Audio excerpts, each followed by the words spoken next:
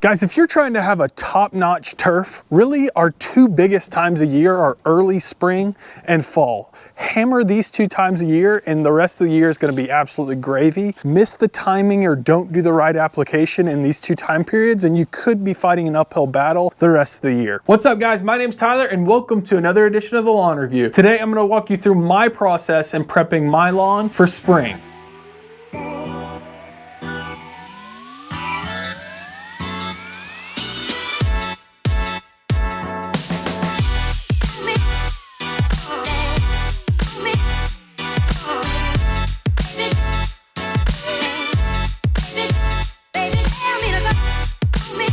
So guys, before we get too far into this video, I just want to level set expectations in that if you're looking for a masterclass on seed and fertilizer and pre-emergence and the exact compositions of all of that, there are tons of great resources on YouTube for that. Like Ryan Nord, GCI, or Lawn Care Nut, those kinds of guys go into the minutia of all this, like the extreme level of detail. For me, dude, I don't need to know how the sausage is made. Just tell me which sausage is best and I'll do it. That's kind of the heart behind the Lawn Review, is really standing in an aisle of Home Depot trying to buy a new mower. And I'm like looking up online, like best electric mower. And I'm like, well, that's way too much information, or that looks like the brand wrote that themselves. And I'm like, so that's kind of why we started the Lawn Review, is to provide clear, concise product reviews and DIY guides. So if you're cool with that, make sure you hit that subscribe button, smash the like button, and we will roll through our early spring lawn care routine. Step number 1 of my spring lawn care routine is all about clearing the canvas and making sure that the soil and turf is prepped and ready to go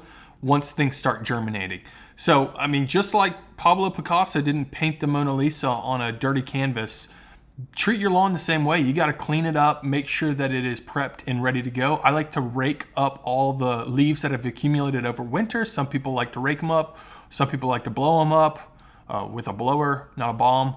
But once you've got it cleared and ready to go, it's time to move on to step number 2. Step number 2 kind of has a little bit of an asterisk next to it because a lot of people have already done these types of activities in the fall. But step number 2 is all about prepping your lawn care equipment. So if you've got gas-powered stuff, just make sure that you're emptying out the old gas, putting new gas in. Or if you have no gas at all, going to the gas station and filling up your tanks. And if you have battery-powered equipment, pulling those batteries out from your basement or your garage. Make sure that the batteries are out and everything's working in order so you have enough time to order a new battery if your old battery cut out on you, or just giving yourself enough of a runway that once we do start mowing and weeding and things like that, that our tools are really ready to go. And if you haven't sharpened your lawnmower blades in a while, I did create a quick little short walking you through the process of sharpening your lawnmower blades. Super easy. But if you don't want to sharpen your lawnmower blades or you don't have the right tools for the job, if you take it to Ace Hardware, they'll sharpen your blades for you for like, I think it's like $2 or $3. It's super cheap, maybe $5, I don't know. But to have a really top-notch lawn and a healthy turf, you really need to make sure that you've got a clean cut. Nobody wants frosted tips anymore. Okay, guys, so now that the turf is prepped and the tools are ready to roll, now we're moving into the third and most important step in your early spring lawn care routine, and that's applying either a granular or liquid pre-emergent. So the time you want to put down this pre-emergent is really important. In the South, one of the best indicators for when you need to start getting started on things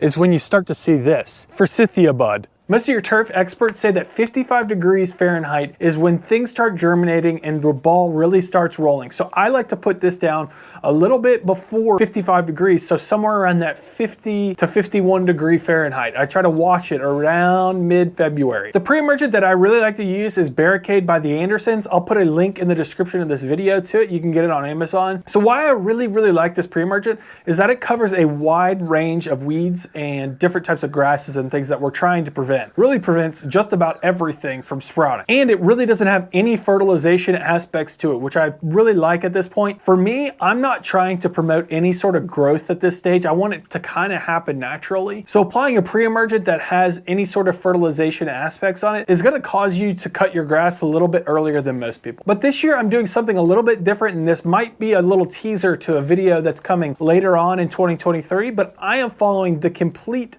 lawn guide for the Andersons. The early spring application of the Andersons lawn bundle is this Pre-Emergent crabgrass preventer plus lawn food. So it does have a little bit of fertilization in it. That's okay, I'm fine with cutting early. So this Pre-Emergent is safe to use on bent grass, fescues, bluegrass, ryegrass, your tall turf type fescues, Baha'i grass, Bermuda, basically all your warm season grasses really. But it does have a little bit of nitrogen and potash in it. So if you've never applied any sort of granular fertilizer or Pre-Emergent and you don't know where to start, I'm gonna briefly walk you through how to do it. It's really not complicated and you don't have to buy anything new. What you need to do is go to a website called measuremylawn.com. You put in your street address, it'll zoom in on your lawn. You just draw a little circle or a square around your yard, excluding your house obviously, and that will give you the square footage of your turf. That's how much of this fertilizer or Pre-Emergent you need to buy. Now when you know how much you need to cover, you can just buy a big bag like this, and then there will be instructions on the bag itself as well. So what I live in the South obviously, and I want 3 to 4 months worth of control. So I need to put 5.6 pounds per 1,000 square feet of turf grass. So what does that mean? How much do I need to put down? If you have a Scott's broadcast spreader,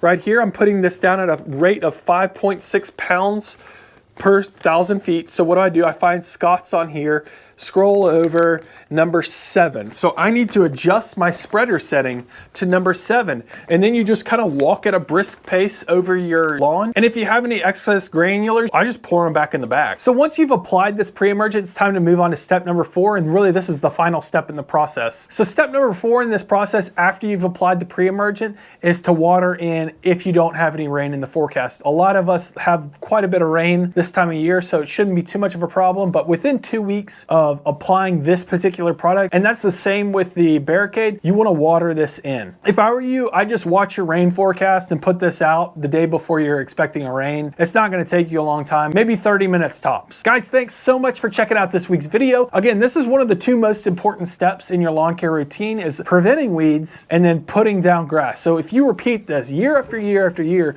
you are going to have a great lawn. Until next time, keep cutting. Peace.